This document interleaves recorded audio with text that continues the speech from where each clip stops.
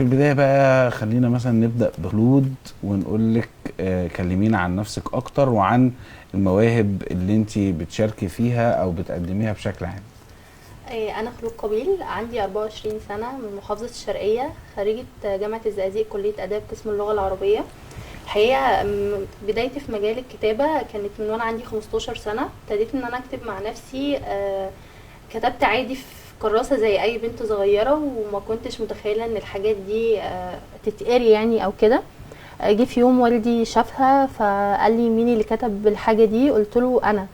فبصراحة اكتر حد دعمني في الدنيا وقال لي ما شاء الله كملي وانا في ظهرك واللي انت محتاجاه، بس خلصي ثانويه عامه الاول.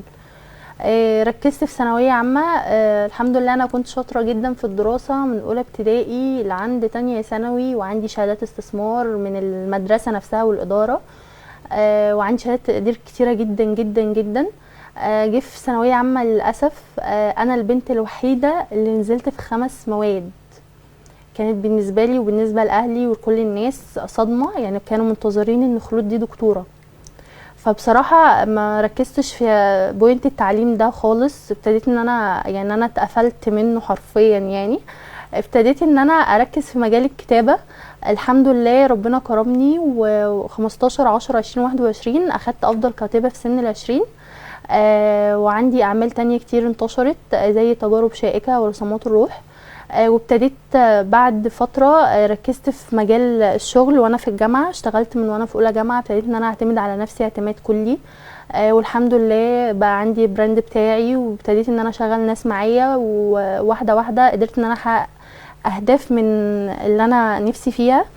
وبعد كده رجعت لمجال الكتابه تاني، ابتديت ان انا اكتب في مواقع على جوجل، اكتر من موقع. وبدأ في جرايد تكلمني واعدادات واكتب لنا حاجات، والحمد لله. انا يعني ممكن اكتب قصه كامله الاحداث في ساعه كامله وانا قاعده قدام حضرتك اكتبها كامله. فبدأ ده مجال شغل برضو، جالي منه مجال شغل كتير، ان انا بقيت اكتب تقارير كتير جدا. ايه نوعيه الكتابات اللي بتكتبيها؟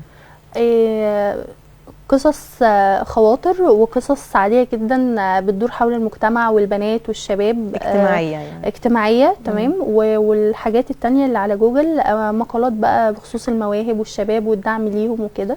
وكمان في تقارير خاصة بحاجات يعني قنوات وناس تانية، فالحمد لله يعني.